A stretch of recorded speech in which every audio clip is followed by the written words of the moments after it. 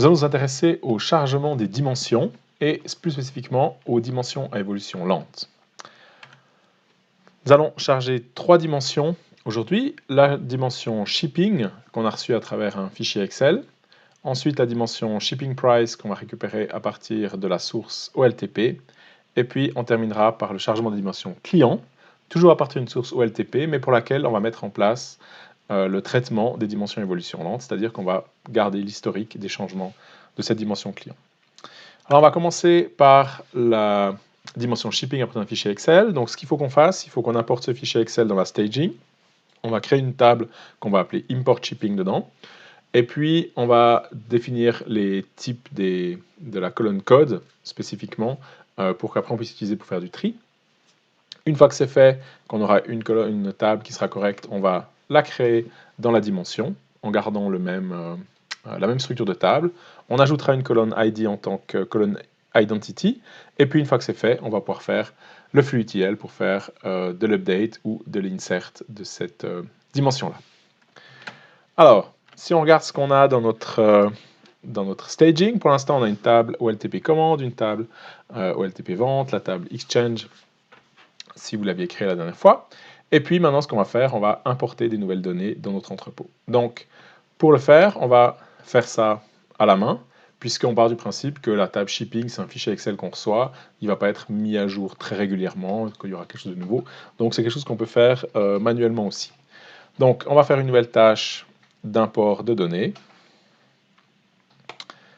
Et puis, import data, il nous demande chaque fois la source et la destination. Donc, on va partir d'une source de type Excel, puisqu'on a reçu notre fichier au format Excel. On spécifie quel est le chemin du fichier qu'on a reçu. Ensuite, on définit la destination. Et la destination, ce sera une source SQL Server dans la base staging. Voilà, ensuite on spécifie qu'est-ce qu'on va utiliser. Donc on utilise l'onglet expédition et on va l'appeler, comme on avait dit, import shipping.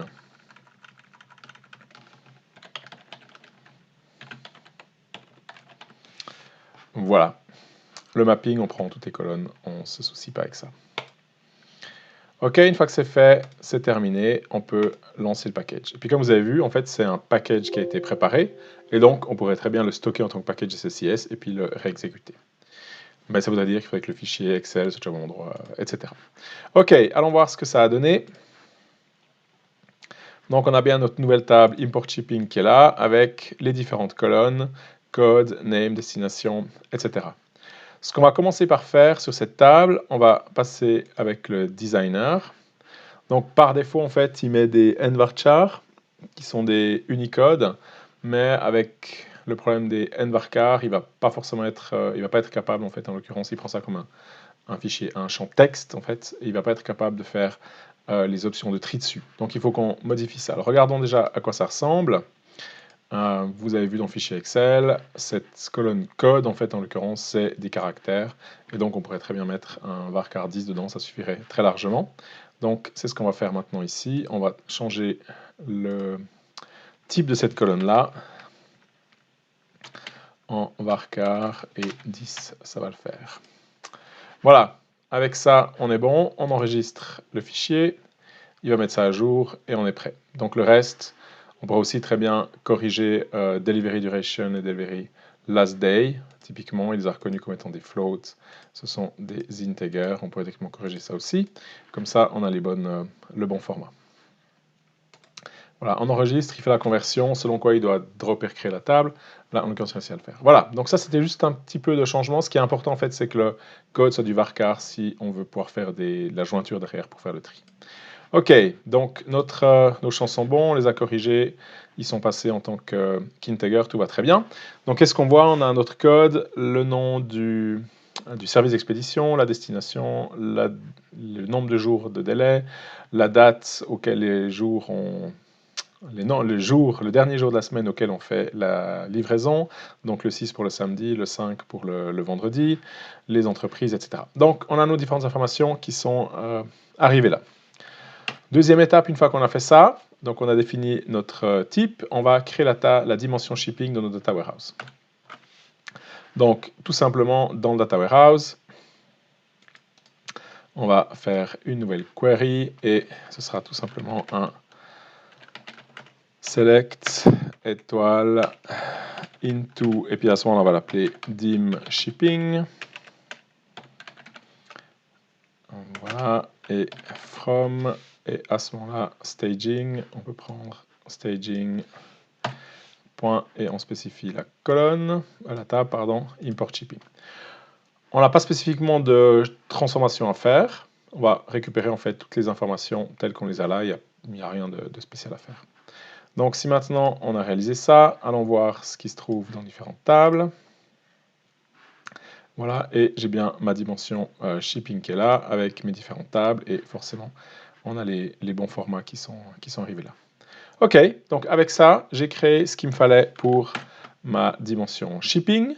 Maintenant, je dois encore ajouter une colonne ID à ma dimension shipping pour avoir mes surrogate keys.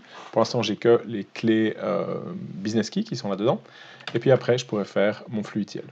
Donc, on va dans le data warehouse cette fois. Et puis, on va modifier cette dimension shipping. On peut le faire en SQL aussi, il n'y a aucun souci. Mais c'est plus facile de le faire là. Donc, dimension shipping ID, ce sera un integer. On peut le placer tout en haut de la liste. Voilà. Et puis, ce integer, on va définir que c'est une primary key, qui ne devra du coup plus être nulle. Et puis ici, en fait, maintenant, on pourra définir dans l'identity specification, en fait, en l'occurrence, que c'est une colonne identity, et puis qu'on a un incrément de 1 et commence avec 1. Voilà.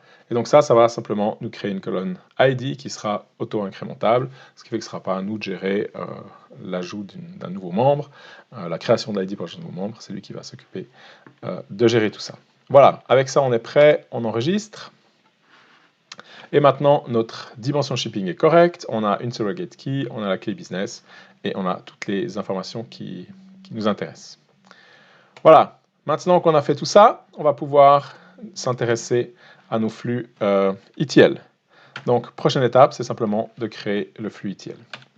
Donc, on était resté à nos commandes, et maintenant, on peut commencer avec une nouvelle tâche de flux de données. On part de notre staging qui est déjà là, et puis on ne va pas rajouter un truncate de la staging, puisqu'en fait c'est un import manuel qu'on va faire. On va la garder là, et puis quand on aura un nouveau fichier Excel, on le rechargera simplement dans cette table-là. Donc c'est pour ça que je l'ai appelé ma table staging import staging, comme ça je sais que c'est une table spécifique. Les tables import, ce sera des imports manuels, plus ou moins, qui vont se faire derrière. Et comme ça, je sais que je ne vais pas la trunker chaque fois que je vais recommencer. Donc, ETL shipping, pour pouvoir faire notre flux. Voilà, donc comment ça se passe pour faire notre flux ETL? Ça reste assez standard par rapport à ce qu'on a déjà fait la dernière fois. Il faut qu'on prenne deux sources de données, la source de notre staging, la source de l'entrepôt. On les trie, on fait une jointure et en fonction des résultats, on fait un insert ou on fait un update. Donc il n'y a pas grand-chose de spécifique ou de particulier derrière. Donc on va chercher une source OLEDB pour la staging, une source OLEDB pour l'entrepôt de données. On va les renommer. Alors ça va être import shipping.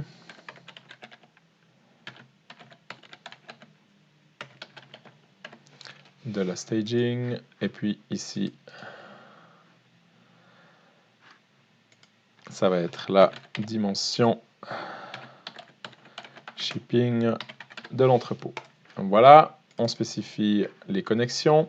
Donc ici on est dans la staging, donc on va choisir notre staging et puis on va choisir la table qui est import shipping. Voilà, donc on a nos colonnes qui sont là, on n'a rien de spécifique à faire, on va toutes les garder. On est OK, et on fait la même chose pour l'entrepôt de données. Ce coup-ci, on choisit l'entrepôt de données, le data warehouse, et puis on a créé la table avant. Donc on va la retrouver ici, dimension shipping. Elle est vide pour l'instant, mais on a la structure qui est là et on voit qu'on a bien notre colonne ID qui est là. Voilà, on a tout ce qu'il nous faut en termes de sources. Première chose à faire, c'est forcément le tri. Je rappelle que pour qu'on puisse faire une jointure, il faut toujours qu'elle soit triée. Donc on va faire le tri de la staging. Et puis on sélectionne par défaut toutes les colonnes et on trie sur le code.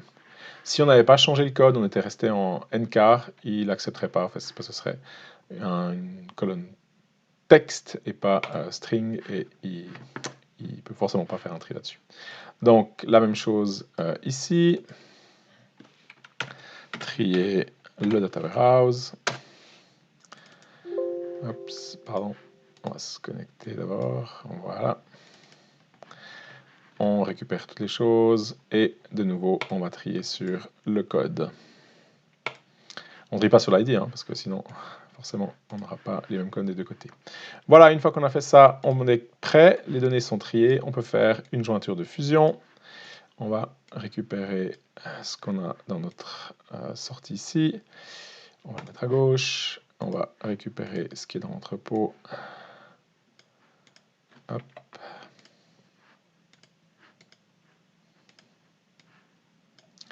Ce qui est l'entrepôt qui va arriver directement à droite, forcément. Et puis, je peux éditer ma jointure de fusion. Je choisis sur quoi je vais faire la jointure. Il a découvert lui-même que c'était sur le code. Et puis, je sélectionne tous les attributs de la staging. Je sélectionne tous les attributs du data warehouse et je fais un full after join. Ok, donc avec ça, j'ai l'ensemble des informations qui sont nécessaires. Je prends aussi l'ID en fait parce qu'il me sera utile pour pouvoir faire un update derrière. On est d'accord avec tout ça. On peut refaire ce qu'on a fait la dernière fois. Pour le data warehouse, on a un code et puis je vais le renommer code data warehouse. Comme ça, je sais exactement de quoi je parle. Et puis, bien évidemment, de nouveau avec le 1 derrière. Parfait, j'ai ma jointure de fusion qui est faite. Une fois que ma jointure de fusion est faite, maintenant, ce qu'il faut que je détermine, c'est s'il faut que je fasse un insert ou un update. Pour ça, on va réutiliser le fractionnement conditionnel.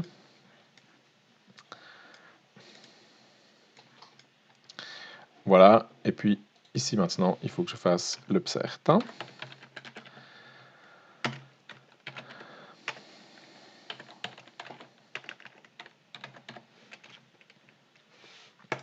Voilà, alors, qu'est-ce qu'il faut que je fasse ici dans mon fractionnement conditionnel?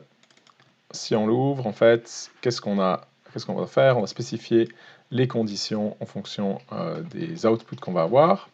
Donc, si je regarde dans ma jointure, j'ai mon staging qui arrive, j'ai mon data warehouse qui arrive, et donc, d'un côté, je vais pouvoir faire un insert, c'est-à-dire que pour faire un insert, il faut que j'ai pas de code qui vient de l'entrepôt de données, c'est-à-dire que j'ai que le code qui est ici derrière. Donc, pas is nul de mon code. Voilà. Et en même temps, je dois avoir is nul et mon code de l'entrepôt de données. Code data warehouse. Voilà, donc là je suis dans le cas d'un insert, ça veut dire que j'ai bien un code qui est arrivé avec la staging et j'ai pas de code avec le data warehouse, donc c'est un enregistrement qui est nouveau. Deuxième élément, je fais un update. Et l'update, en fait, je vais recopier directement ce que j'ai ici derrière. Et puis l'update, ça veut dire que j'ai un code qui vient de l'entrepôt de la staging et j'ai également un code qui vient de l'entrepôt. Voilà. Avec ça, on est prêt, on a fait notre sélection. Et maintenant, une fois que j'ai ça, je peux directement terminer mon flux. Si on parle de l'insert, je peux le faire directement, j'ai plus rien d'autre à faire. Donc, je vais directement aller dans ma destination OLEDB. Voilà, je sélectionne l'insert. Et puis, dans mon OLEDB, ici, je vais faire insert shipping dans le data warehouse. Et je spécifie maintenant que je vais aller dans le data warehouse et dans la table, shipping. Voilà, dimension shipping. Hein. Qu'est-ce que je vais insérer dans cette table?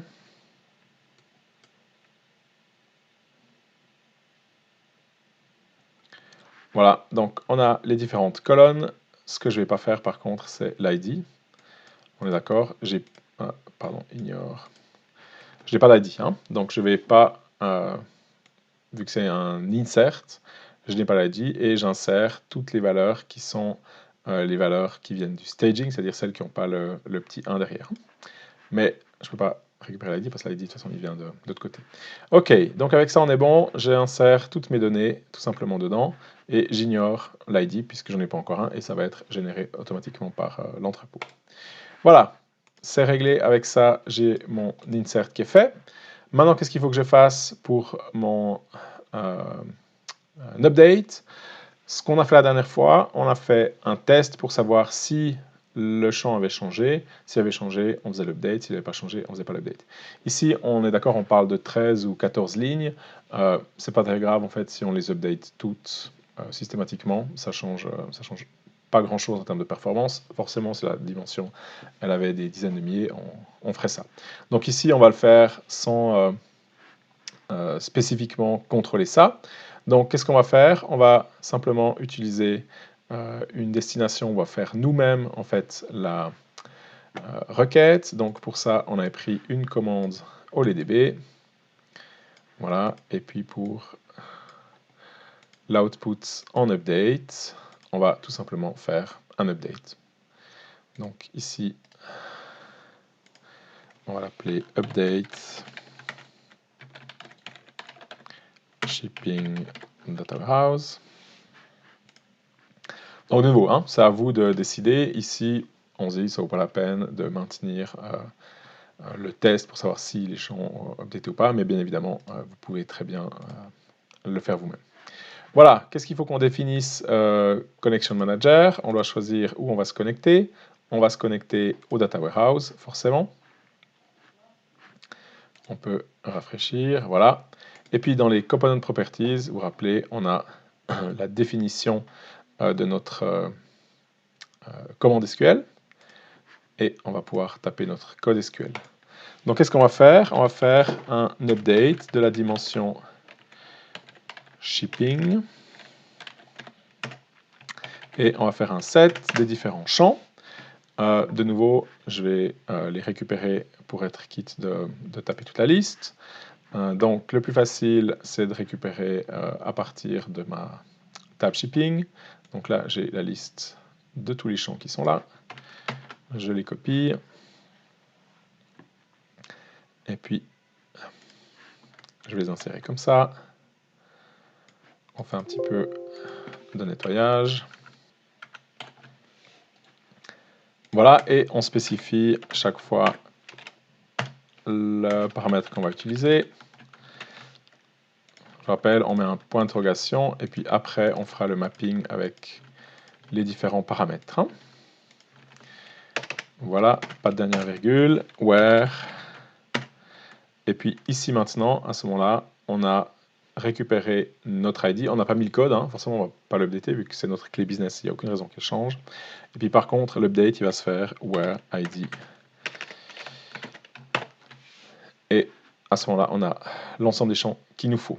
Voilà, une bonne petite pratique, c'est de copier tout ça avant de le saisir. Comme ça, on pourra récupérer les informations pour avoir l'ordre qu'on a utilisé avant. Voilà, hein, collons-les quelque part, comme ça, quand on va faire le mapping avec les différentes colonnes, on saura lesquelles mapper avec quoi. Donc gardez ça dans un coin. Ok, maintenant que c'est fait, on peut faire le mapping avec les paramètres. Donc, premier paramètre qu'on a, c'est le name. Et on prend bien évidemment les colonnes qui n'ont pas le 1, hein, parce que c'est les colonnes qui viennent de la staging, hein, c'est celle-là qu'on va mettre à jour. Donc le name, la destination, la delivery duration, last known. Donc si vous les prenez dans le bon ordre, c'est assez facile, hein. Ils arrivent correctement ici aussi. Street, zip, city, phone, email, voilà. Et puis le dernier, en fait, c'est le where, où on a l'ID derrière. Voilà, avec ça, on a défini notre update. On peut retourner voir notre control flow. Pour éviter de relancer tout le flow, on va désactiver les différentes étapes intermédiaires. Voilà, comme ça, quand on va lancer, on n'a que le flux ETL qui va se mettre en route. Et puis, on va pouvoir démarrer ça. Donc, lançons-le pour voir si tout se passe bien. Comme on a créé notre table dans l'entrepôt à partir de la staging, on va avoir déjà les données dans l'entrepôt. Donc maintenant, normalement, on ne devrait faire qu'un update des lignes. Et effectivement, c'est ce qu'on voit. Il n'y a pas de nouvelles lignes puisqu'on a créé la table comme ça. Donc si vous voulez maintenant avoir des nouvelles lignes, il faudrait faire un truncate de la dimension de l'entrepôt au début. Parfait, c'est en ordre comme ça. On ne va jamais faire de truncate de l'entrepôt. Peut-être juste au chargement initial, on peut le faire au début pour garder que la structure et pas les données. Surtout c'est la transformation qu'il faut faire. Ici, il n'y a pas de transformation, donc on va pouvoir le faire tel quel. Donc voilà, on a notre flux qui fonctionne bien et nos données qui sont dedans. On peut arrêter le debug, on peut relancer une fois le flux, et puis on va voir qu'il va simplement faire l'update. Et comme on l'a dit, on n'a pas fait de test pour savoir s'il y avait des valeurs qui ont changé, donc systématiquement, il va réupdater en fait toutes les lignes qui sont là. On pense que c'est pas très grave avec le temps, c'est pas 100% efficient, mais on économise pas mal de temps à ne pas devoir écrire et maintenir ça. Voilà, avec ça, notre première étape est terminée. On a fait le flux ETL de notre table shipping. Donc on ne va pas mettre un truncate avant de notre source shipping, puisque comme dit, c'est un fichier Excel qu'on va faire à la main.